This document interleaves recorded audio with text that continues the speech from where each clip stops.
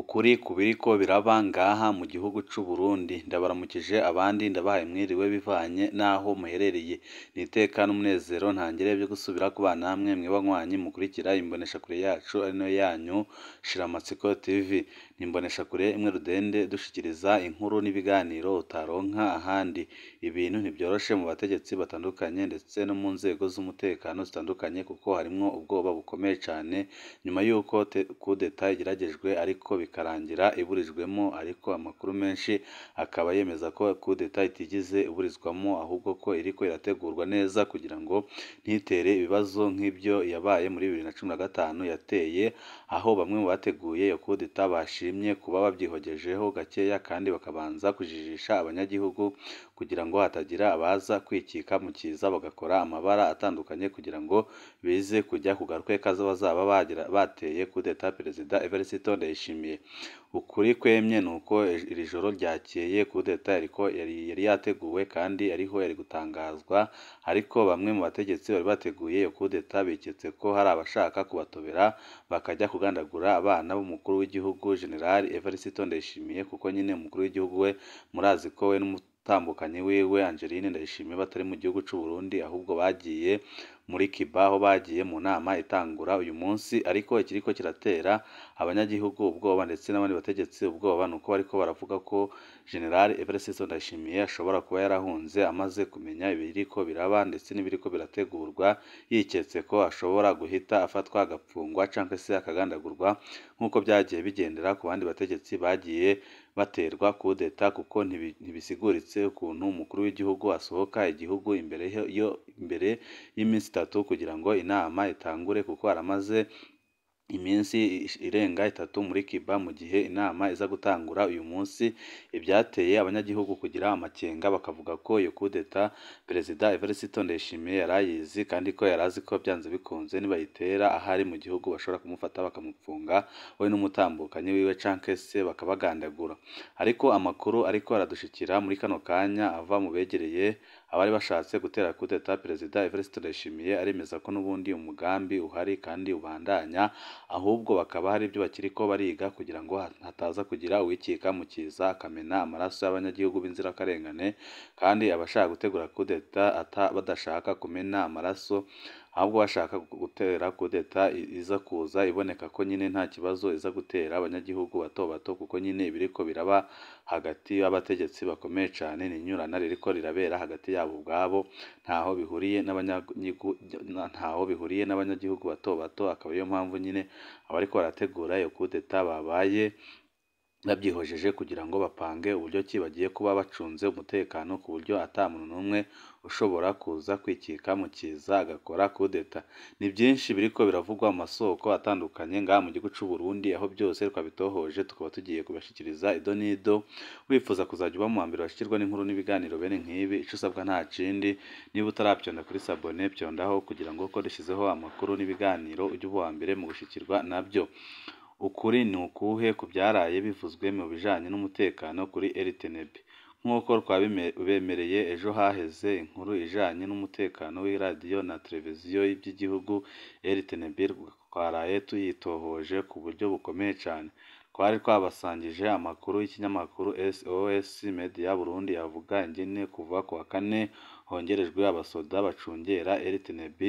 hasanzwe ibigwanisho bikomeye be n'imbwa zisaka. Ibi byose akaba ari ibyagiye byereka abanyagihugu batari bake ndetse n'abanyepolitike batandukanye ko nyine coup d'etat igeze kure kandi ko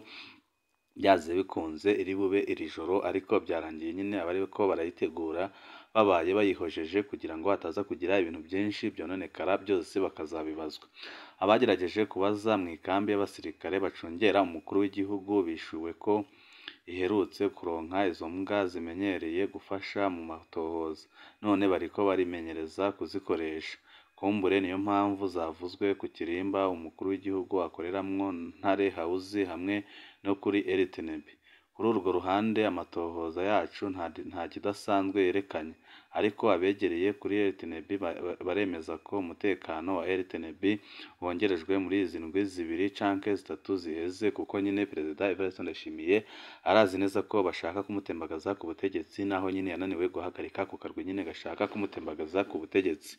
Impari zabaye nijoro hagati y'abasirikare bacungera RTNB. Hagati mu ijoro habaye impari zikomeye cyane, kuko hari abaje gusimbura abari bacunze RTNB, ariko abari bahasanzwe bakabyanka kubera umukuru w'igihugu adahari.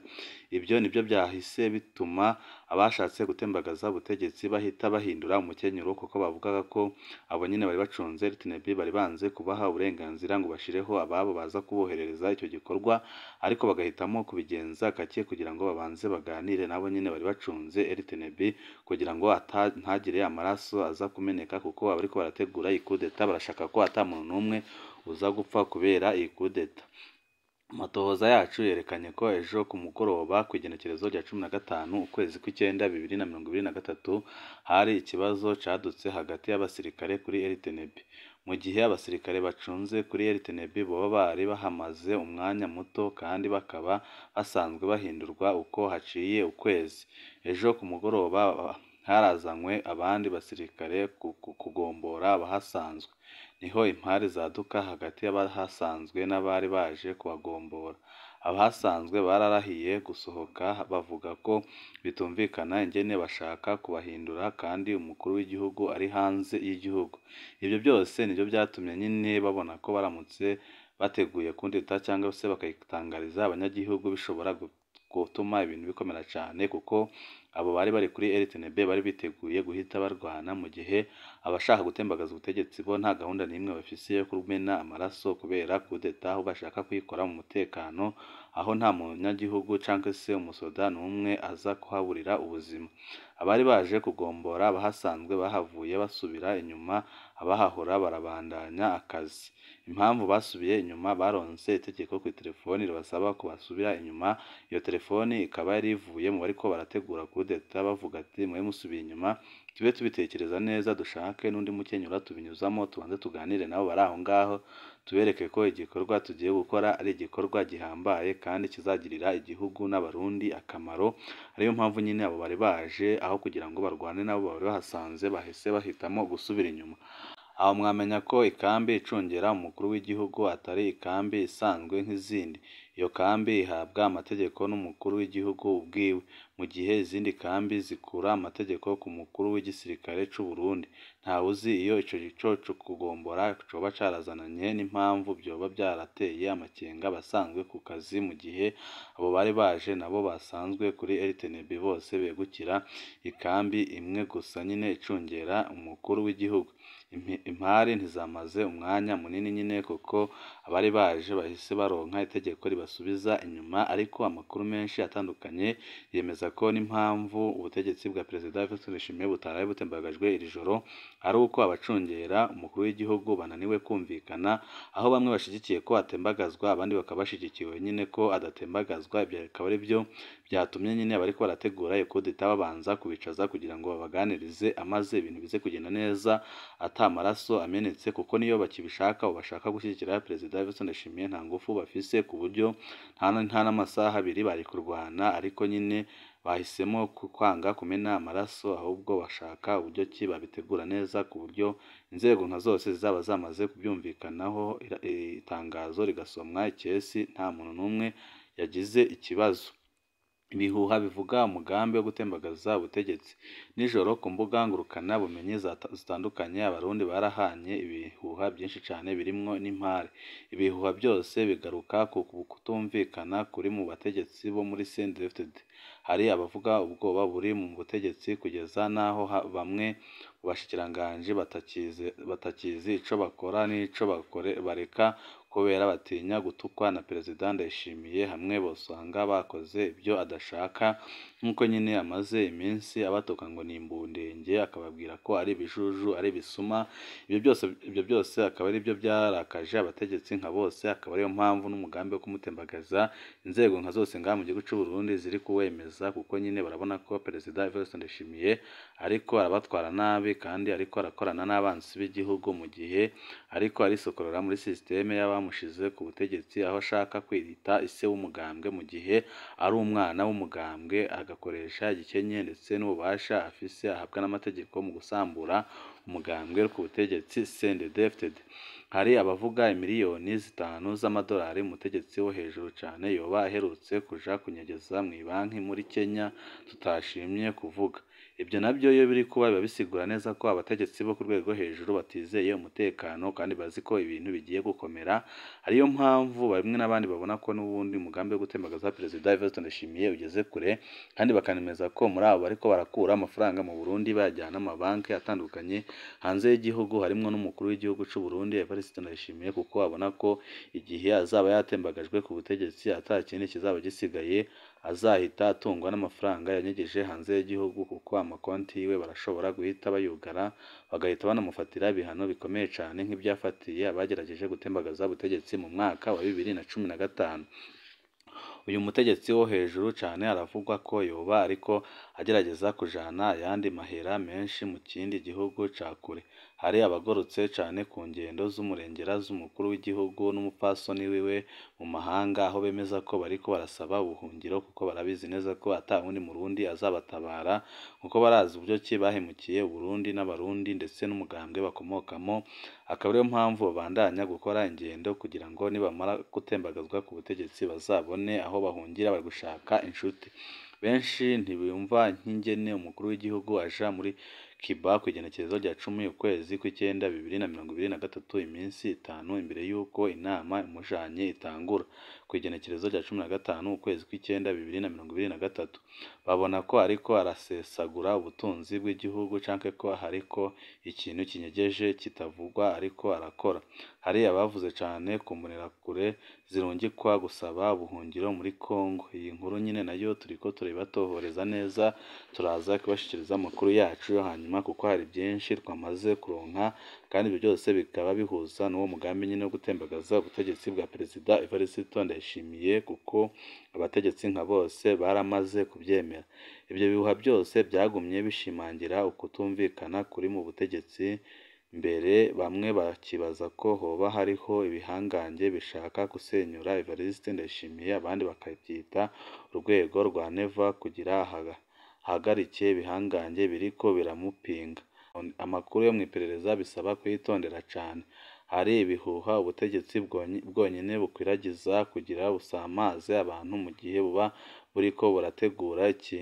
ikintu kibi gikomeye cyane. Hari ibindi bihuha biba ari ukuri, ariko iyo bimenyekanye cyane hakaba abaja hagati y'abategetsi bashamiranye bagasukamwo amabisi. Birasaba byose kubyitondera, ariko birakomeye cyane kuko Perezida Evariste Ndayishimiye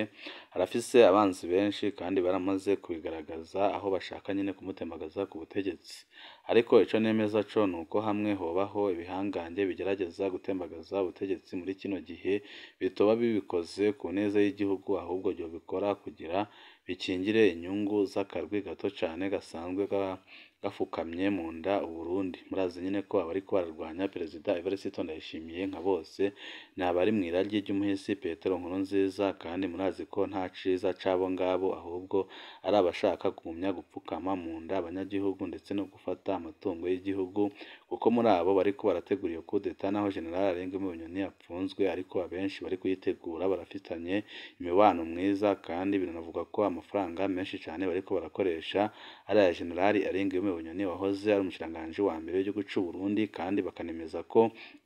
impamvu bariko baratembagaza Perezida Evariste Ndayishimiye ari uko bamuhanuye gupfungura General Arenguemo Bunyoni akanana akanga kumufungura. Ibyo byose babyihweje bakabona nyine ko ata kintu gihambaye Perezida Evariste Ndayishimiye azageza ku Burundi ndetse n'umugambwe, ahubwo ko icyo agamije ari ugusambura umugambwe wamureze, kikaba aricyo cyatumye nyine bamutakariza icyizere, aho inama nkuru y'umugambwe ku butegetsi yamaze kwemeza ko agomba gukurwa mu mabanga agasubirizwa, ndetse amakuru menshi atandukanye akaba anemeza kwemeza ko nk'umujenerali agiye kuba arongoye igihugu by'imfatakibanza nawe yamaze kuboneka kandi ko ibintu bizahita bikurikiraho mu minsi iri imbere ari ugukora amatora, kandi ayo matora benshi bakavuga ko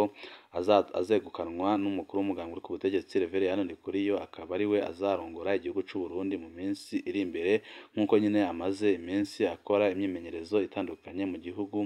aho azenguruka nyine yerekana ko ari we mugabo w'ijunja n'ijambo kandi ari we ashoboye guhuza abarundi muri rusange. Ibyo byose bikaba ari ibintu byagiye biba gake gake, ariko Perezida Evariste Ndayishimiye akanabimenya, ariko kubera ko abariko baramurwanya bamurusha imbaraga yabuze icyo akora, none birangiye umugambi wabo ugiye kugerwaho bagiye kumutembagaza ku butegetsi. Ni byinshi turiko turabatohoreza, tugize inkuru nshasha tumenya turaza kubashikiriza amakuru yacu, hanyuma ico usabwa nta kindi ni ukuba hafi kugira ngo uko amakuru n'ibiganiro bizajya bidushikira nawe ujye uhita ubironka. Ibihe byiza nibyo ndabipfurije.